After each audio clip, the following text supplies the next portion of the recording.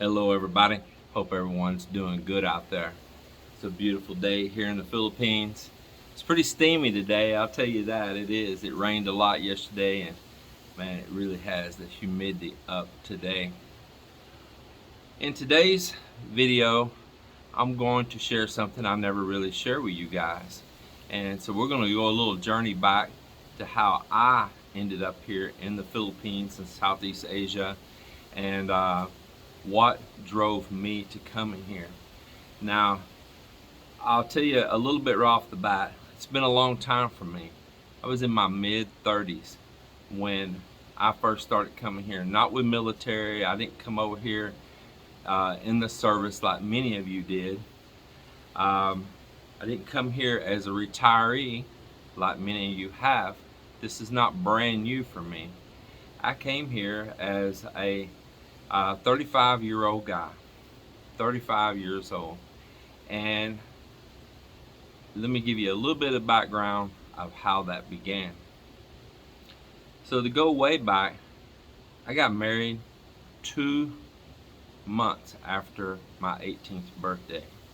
And I was already dating the girl that I married right up when I'm turning 18.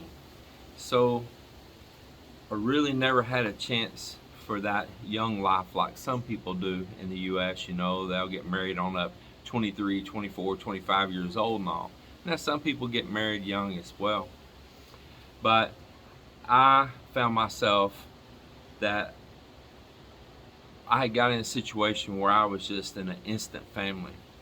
The girl that I married, I was her second husband. She is 1 year older than me to the day, and I was her second husband. And she already had a little boy.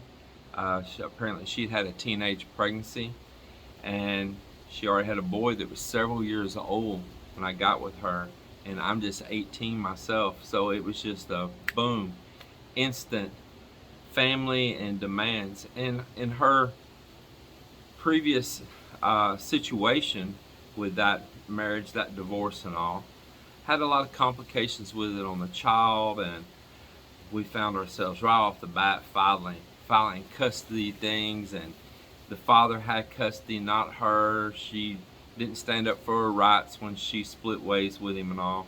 And so all of a sudden at an 18-year-old, I'm finding myself involved in all these court hearings and battles and studies and what was that called, like child welfare studies that come out and do a case study, make sure that we had a safe household to raise this child, and as they're looking at reversing this custody situation. And it was just a lot. I took on instant responsibility, and she worked and I worked both, but we never got a chance just to be us. Even her, she never got a chance just to be her.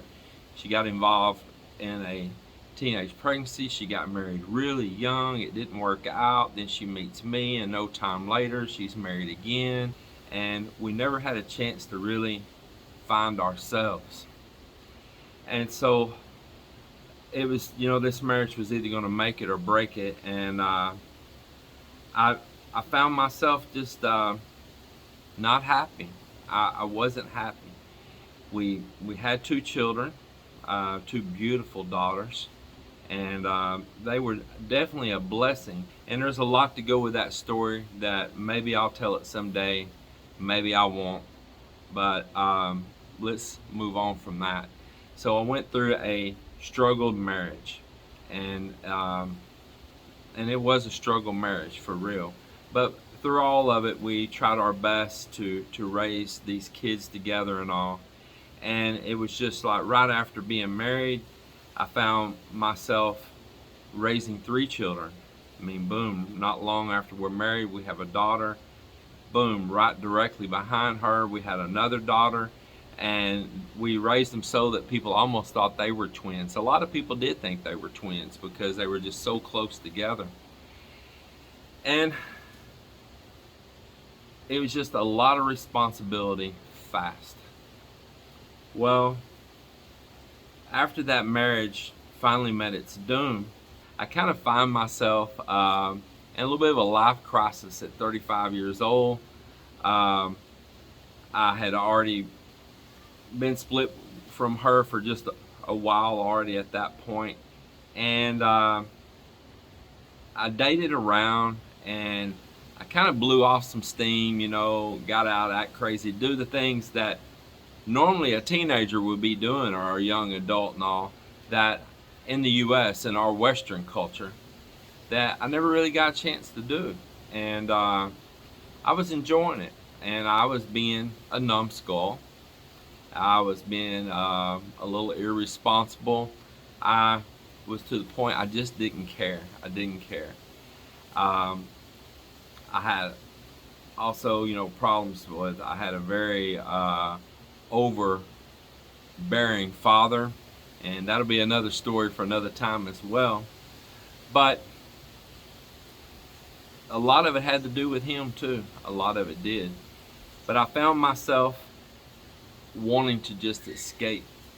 And the girls that I was dating, it seemed like they either wanted that total bad boy, or they're money chasing, or just the things they want just wasn't the things that I wanted right then. And I dated numerous girls in the U.S., never had any live-in situations or nothing like that. And I stayed single for a while.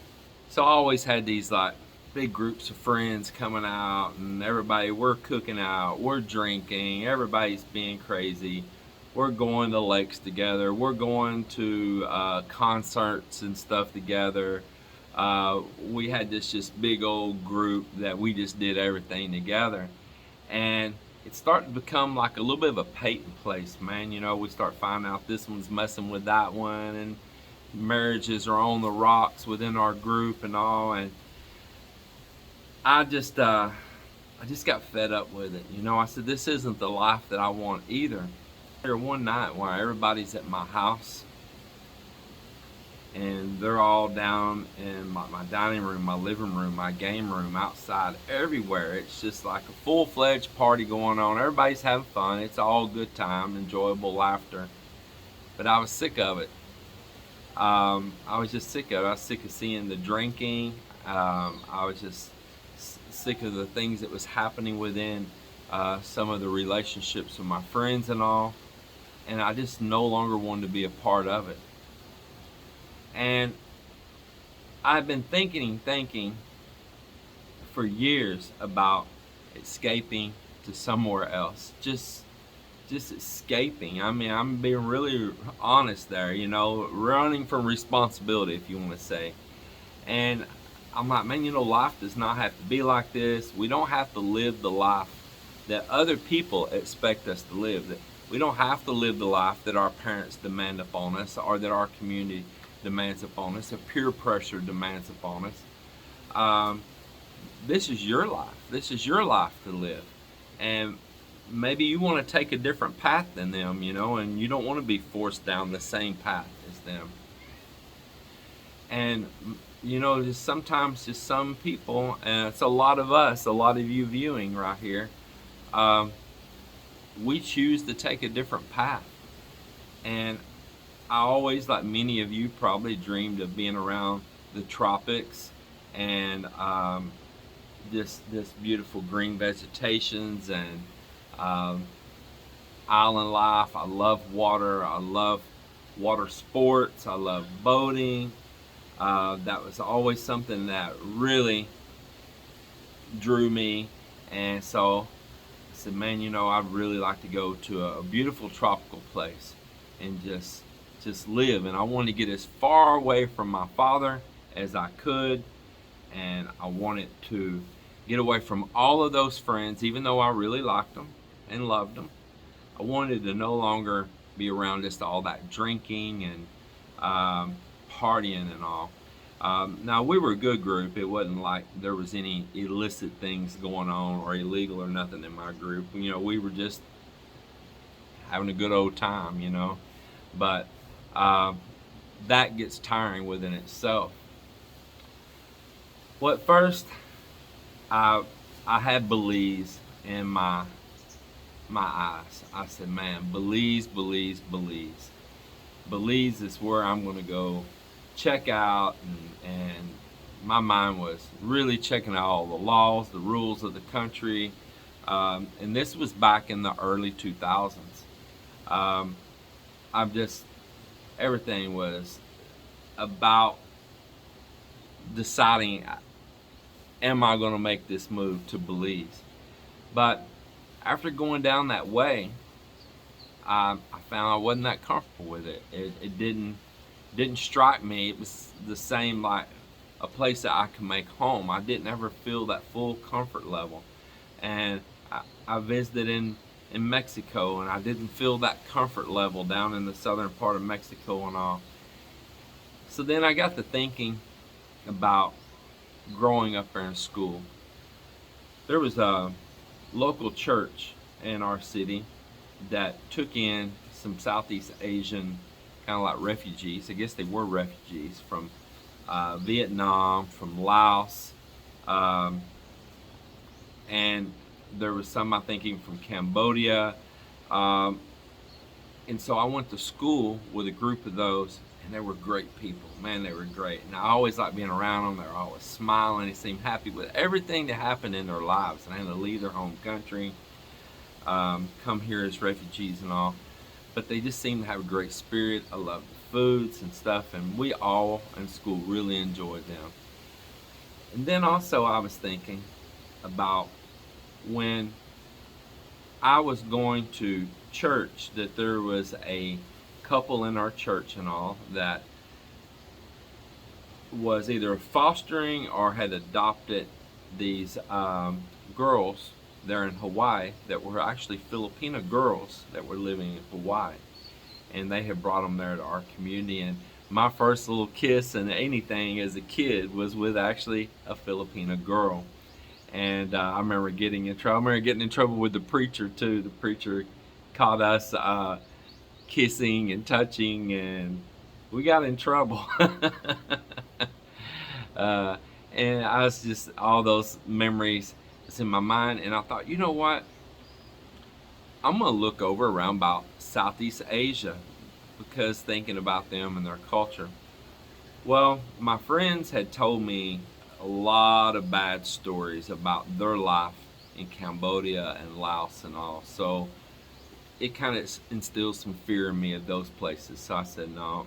And then I didn't understand the situation of how Vietnam turned out after the Vietnam War. I didn't know that it had really changed to a safe place. And I just never checked out Vietnam, never checked it out, never checked out Thailand.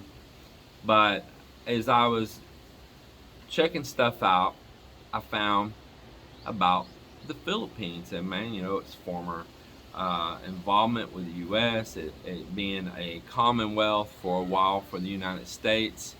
They spoke English here. They were very pro-American. Just all the things, you know, that we had held military base here for years. All of just the long history the U.S. had with the Philippines. And I found some comfort in that, you know. I found some safety in that. And I said, you know what? I'm going to go to the Philippines. Well, I one night while all my friends was there and we're all hanging out, I had not told any of them nothing that I was looking at making an escape. I walked upstairs to my bedroom. I closed my bedroom door with everybody there at my house. I got on my computer and I booked a ticket to the Philippines. And it wasn't just a short time later, I'm on a plane and I'm gone. And I came here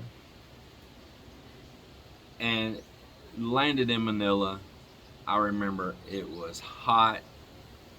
I remember that the airplane door opened and you're not walking off a little hallway going right into the airport. You're landing out on the tarmac, and they're rolling a staircase out, and it's hot and the engines are roaring and still going, and we're offloading, and the smell at first, you know, it was a different scent in the city there than used to. I don't know if it was a combination of all the diesel engines and the pollution and just there being so many people, but there was just a different aroma than I had ever smelt before, and all that was a little shocking at first, you know. And boom, we're out, and I get a room there in the city. It was just so different. I had nobody to reach out to as far as like friends or to talk to somebody that had already been here before or anything. So I was on my own, and there wasn't all these YouTube channels and vlogs and all of that stuff back then. In fact, sometimes it was even difficult to find good pictures of the Philippines other than some documentaries. It was kind of like National Geographic or something showing the ocean life, the islands. And sometimes you would find sad things about the poverty and the pollution, but they were usually in documentary style. So there had been a girl that I had just met by chance before through a little deal called Hot or Not. Who remembers Hot or Not? You could rate them 1 to 5 if they were hot or not, and swipe to the next one and rate them. And you could actually message some of the people on there. So there was this girl I met through Hot or Not, and so I decided to fly down to where she was from. And so I got on a plane and I flew to Bacolod. And Bacolod still had the old airport then, down in the middle of the city, not the new one that's out there at Salai. And I remember the plane come in. It was turbulent, it was bad weather, it had been raining, it was pouring down rain, and we landed at that old airport, and the plane couldn't stop, and we slid off the end of the runway, and we slid right into a bunch of bananas. I remember looking out, seeing all the squatter-like houses all the way around the airport there, around one side, just everything. And you know that they had just a poker face, you know, when we did that. Like, it was no big shock, no big surprise. And they brought that ladder truck, that steps right out there with the front of the nose of the plane stuck down in the mud out there, and offload us and send us up there to the airport. And we waited for our bags and got our bags. And I remember it was so crowded in front of that airport, and people are waiting for their friends and family. And I think 20 people came with each person that was fetching whoever was getting off of a plane. It was crowded, hot, mayhem, and what an experience. And got on a bus to go out to the city that she lived in, and the roads were flooding. I guess it was like a typhoon had come through or something, you know. It was a lot of water. And it was actually during what was supposed to be dry season. I just remember the experience of all of it. And I remember going to their house, and that night on all the news on the channels, it's on all the news about the plane sliding off the runway, but yet they acted like it was no big deal when we were at the airport. It was a funny thing. So that's a little bit how I ended up here in the Philippines. It's I was searching, I was hunting, and when I got here, I fell in love with this country. And now I'll talk about relationships in another video. We'll talk about that as a whole nother story. But that's the journey that got me here to the Philippines. And we're going to pick this story up in another video. And I'll tell a little bit more on another date of the continuation of where things went from there, both here in the Philippines, back home in the U.S., and give you a little bit of trials and tribulations that I went through, and experiences that maybe will help some of you out, maybe keep some of you from going through the same mistakes that I made. the hardships that I went through, and but at the same time, maybe you need to go through some of those hardships because it'll make you wiser. It absolutely will make you wiser. And I learned a lot. So we'll pick that up on another video. So if you want to hear more about this story and you want me to continue it on, write down in the comments and tell me your thoughts on everything that I've had to say so far. Give this video a thumbs up if you like this kind of content, and I'll continue on to tell this story, and we'll move this journey right on through to where I am today. It's been one heck of a ride, and maybe you all can learn from that and take heed, or just have it for the enjoyment of hearing another man's story. Everybody take care. See you on the next one.